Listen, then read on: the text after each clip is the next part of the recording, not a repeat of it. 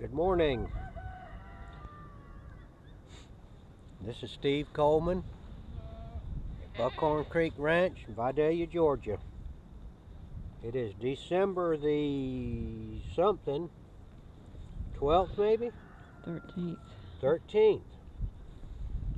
We are planting the famous Vidalia onion plant out here. Now we're a little bit late on this. Should have done it about at least maybe 2 weeks to a month ago. However, better late than never. It came out here earlier this morning about 2 hours ago or an hour ago, and it just froze my hands.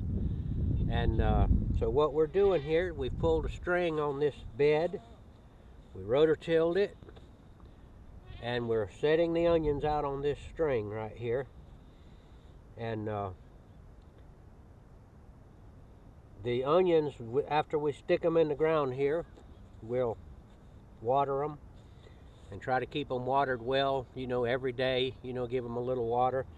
They're kind of close together here, but some of them are going to die because the plants, like I said, I should have done it a couple of weeks ago.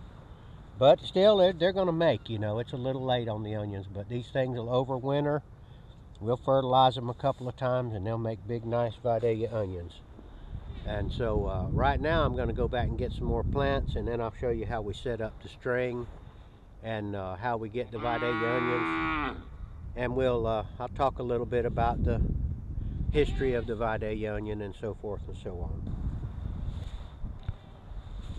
Okay, this is the other end of the row here. Then I've got these plants healed in, and I soaked them a little bit in the bucket of water.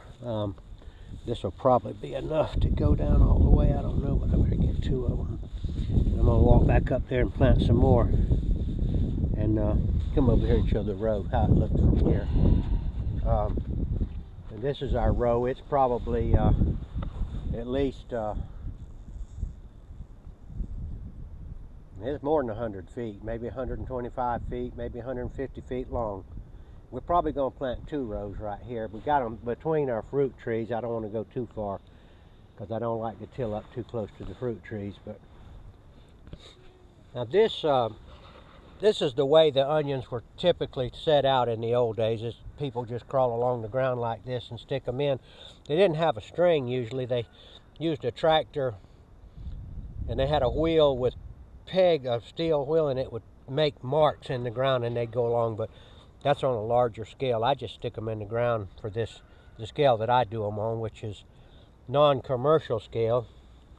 We grow the onions here to have them for the customers to look at how the onions look, and you can't typically go to a big onion farm and interact with the onions. Sometimes they pull them up. We let the customers pull their own onion, and of course we eat them and so forth. But the Vidalia onion, tell you a little bit about it. The famous Vidalia onion, back in the late 1920s, people in South Georgia were trying to figure out a way to make a living, and they were trying all kind of different crops, and they hit upon the crystal wax Bermuda onion, which was a onion that apparently was from the island of Bermuda, and possibly from the island of the Azores before that. And the difference in that onion and the kind of onions that grow in other places is known as a short day onion. And what that means is that you can plant it in the winter time, which is the short days of the year down south, but of course if you planted it in the north in the short days of the year in the winter, they would freeze, they wouldn't make it. So that was the difference. It was an onion that was suited to grow in the south. Nowadays they grow them short day onions in the south, and long day onions they grow in the north. And then they have some onions that are in between. They're neither long day or short day, and they can plant them in in the middle states. So back in the 1920s, a man named Mose Coleman from Vidalia, Georgia, experimented with the crystal wax Bermuda onions and found that they were very tasty, and he was one of the young farmers in the area that had received some training from the University of Georgia in agriculture and marketing, and he hit on the idea of trying to grow these onions down here and market them to the northern cities, which of course wouldn't have had fresh onions in the middle of the winter. Onions up there were beginning stored, you know, and beginning to probably go bad and not be fresh, and so he grew a crop of these onions and experimented taking them on his farm truck up to some of the northern markets. I believe Philadelphia is where he took the onions. I hope I'm right about that. And marketed his onions, got a good bit of money for them, and then other farmers began to catch on to the idea, and they started growing onions and hauling them up north to sell them. They weren't called Vidalia onions back in those days. They were just southern onions. And several counties around Vidalia were growing these onions.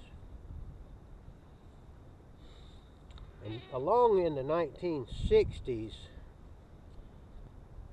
the Piggly Wiggly Southern Company, who owned the Piggly Wiggly stores, got involved in the marketing of the onions and came up with the idea of calling them Vidalia onions. And I believe they trademarked the name Vidalia onion, and that's how it got started. There were several competing towns around Vidalia growing their own version of this onion. One of them was Glenville, Georgia, and they had Glenville onions. But Piggly Wiggly, being a large corporation with marketing expertise, more or less established the name of this onion as the Vidalia onion, and then the state of Georgia got involved sometime later and took control of it because it was such a money-making thing, and started developing regulations for growing and marketing the onions, the Vidalia onions in the state. They designated several counties around Vidalia as official Vidalia onion growing areas, and passed laws, you know, dealing with it. So nowadays, if you grow onions and market them as Vidalia onions, you can only do it in certain designated counties around Vidalia, Georgia, which is Toombs County, and you have to actually pay the state for a permit, maybe $100. I don't know what it is nowadays, so that you can market legally your onions and call them Vidalia onions. Now, if you want to grow onions and not pay the state, you can grow them. You can grow Vidalia onions all day long, but you just can't call them Vidalia onions in your marketing, like on your bags and all. I don't buy a permit to grow them because I don't market my onions as Vidalia onions or anything else, but that's what they are.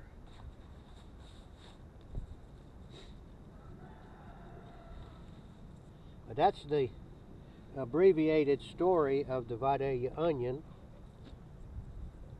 And Mose Coleman, the one that was one of the earliest growers, I won't say he was the first grower, because lots of farmers were growing onions, but he kind of became the the main guy that was involved with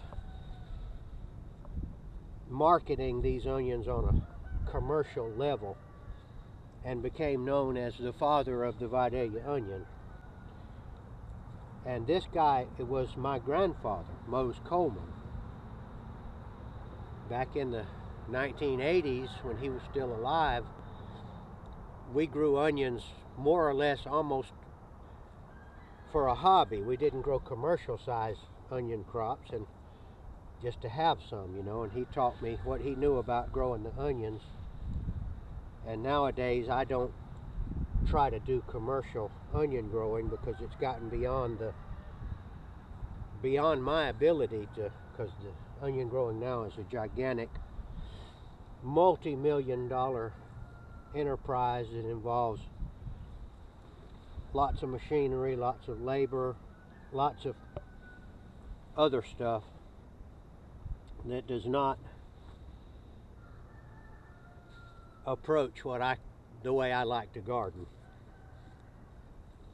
And I'm about to get through with this row right here and lay off another row. But if you want to see these onions growing the more or less original way, the only thing we're going to do to these onions is water them, and we will put fertilizer. No chemicals, no sprays used, no nothing. We'll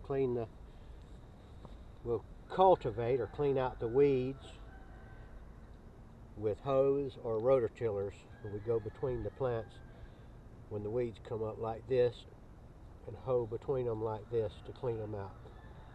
That's the old-timey way, and that's the way we're still doing it here at Buckhorn Creek Ranch.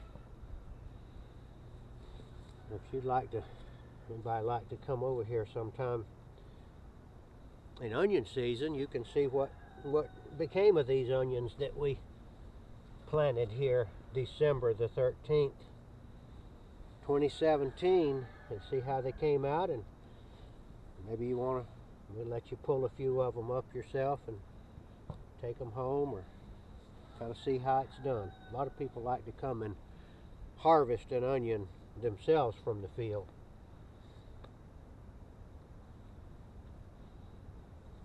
All right,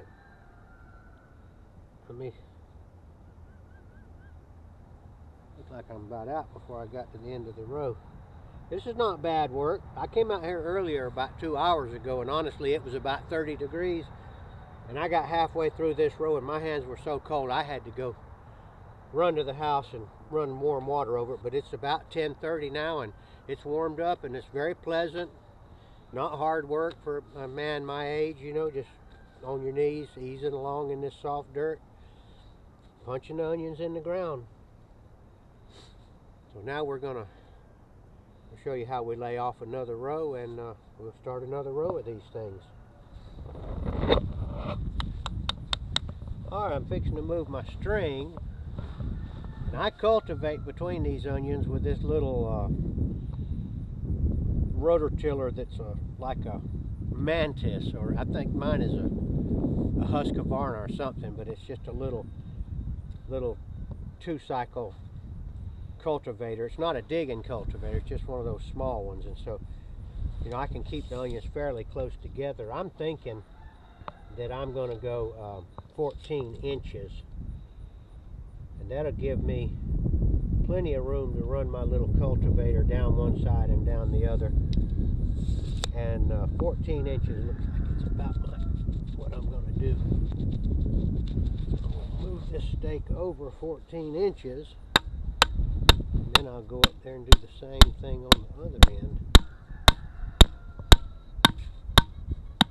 Well, the string came loose.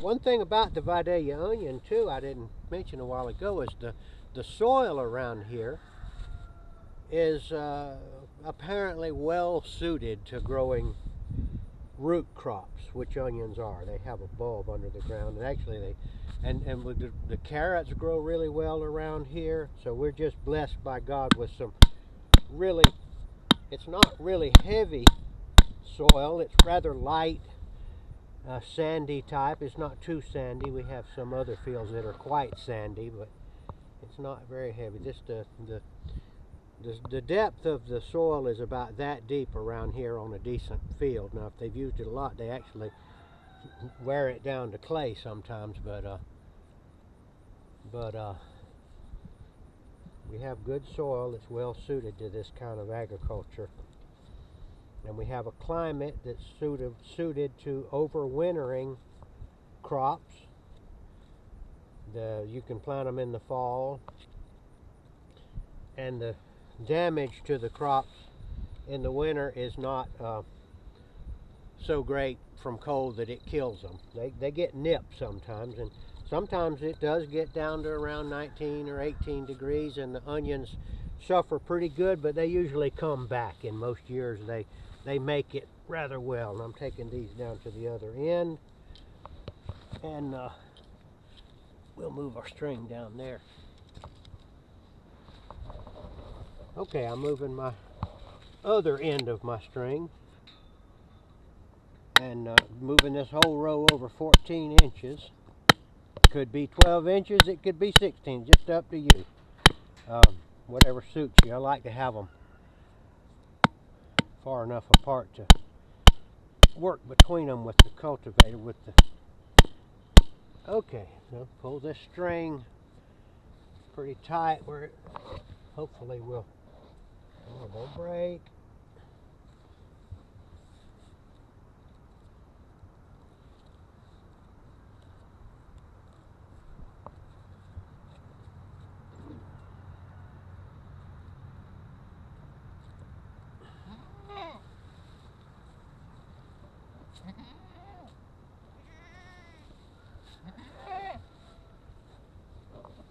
Throw a little bit of dirt on there to keep those from drying out.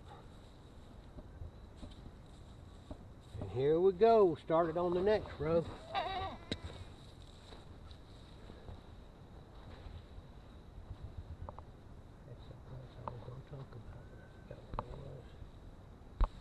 Okay, I know what I was going to talk about. I told you about the crystal wax Bermuda being planted back in the 30s.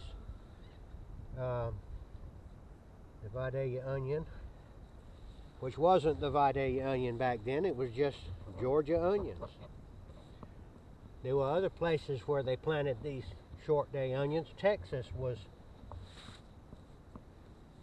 well on their way in the onion business back then.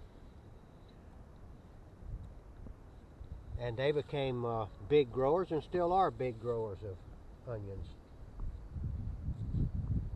Texas sweet, they called them, Texas grano. But through the years, they began to develop new varieties of onions, plant breeders, short day onions, and one of the names that they used was Granex. I don't know how they came up with that, Granex. And through the years, they kept on, and nowadays they grow these Vidalia type onions. Have been developed for different qualities. Of course, they still eat good, but one of the qualities that the plant breeders needed to see about was keeping quality. Now, the old Vidalia, the old crystal wax Bermuda onion was actually white. That's white onion. These are yellowish onions here. But anyway, this white crystal wax Bermuda was not noted for a keeping onion. It was, once you harvested it, it would, if you didn't eat it within a pretty short time, like a month or something, it began to go bad. And that's not suitable for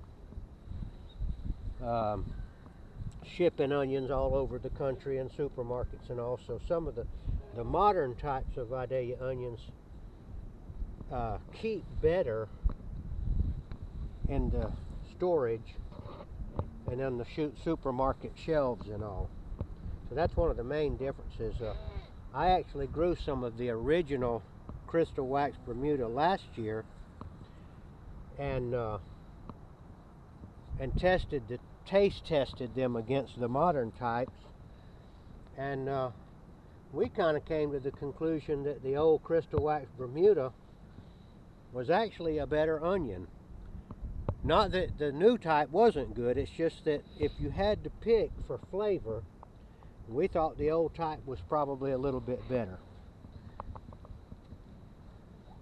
But the qualities of the new type to keep well outweigh the slight taste advantage of the crystal wax Bermuda onion, and so that's not used anymore for the commercial. You might have somebody planting that in their garden like I did, and the seeds were really kind of hard to find and quite expensive when I did finally find them. Alright, this is the rest of my plants, and I'm going to do this little thing here. This is called healing in, what I've always heard it called. And I'm not going to use all these plants, but I hate to just kill them, so I'm going to protect the roots of them by burying them in this little, maybe somebody will come along and I can give the plants to, or they'll stay alive like this and we can get green tops from it. But I want to show you one that I healed in the other day when I was planting in another place. Show you the difference. It's like 1 week of growth. Look at those, they've already put roots on like that. That's the ones that I buried. And this is the ones that I laid around the barn, which I should have healed them all in to start with, but I didn't, because I'm always doing things too late. However, I'm still here, still kicking, so it must work pretty good. Thank God.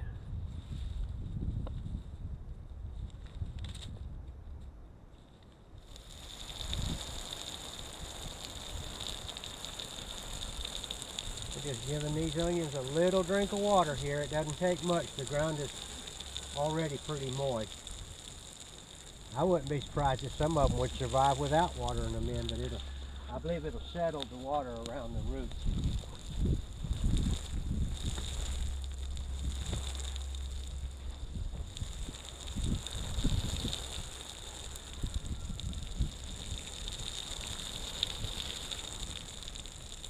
We've probably got 300 or 400 onion plants here.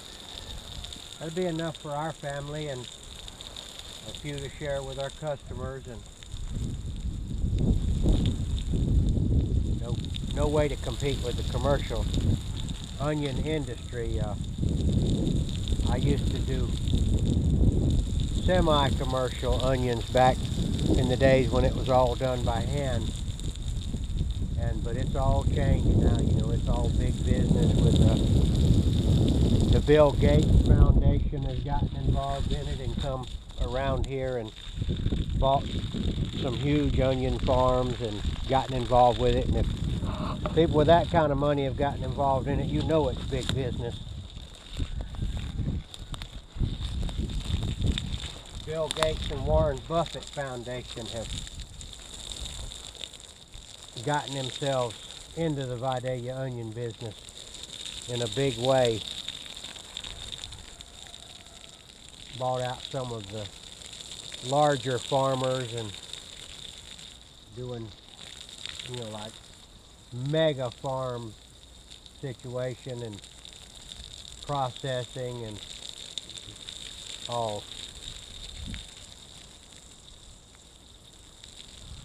They were doing a lot of that out in California, but now they're moving to Georgia. If you see all the fires out in California right now, a bunch of fires means dry. It means not much water. I think you maybe can see why they wanted to move to Georgia, because we have a lot of water in Georgia. California is not too friendly for watering anymore. Never was really very friendly, to tell you the truth, but what little water they had, I think they're not using it up.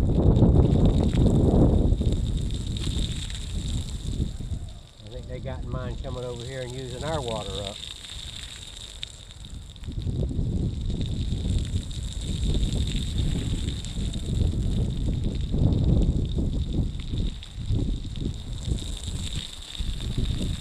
that's all it needs is a light watering in.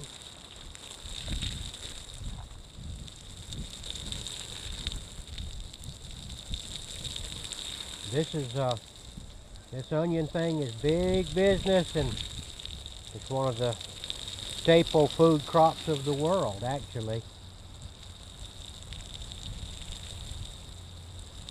I got a book over here I want to read to you from to give you a little idea of what the onion business, how big it is and how long it's been going on.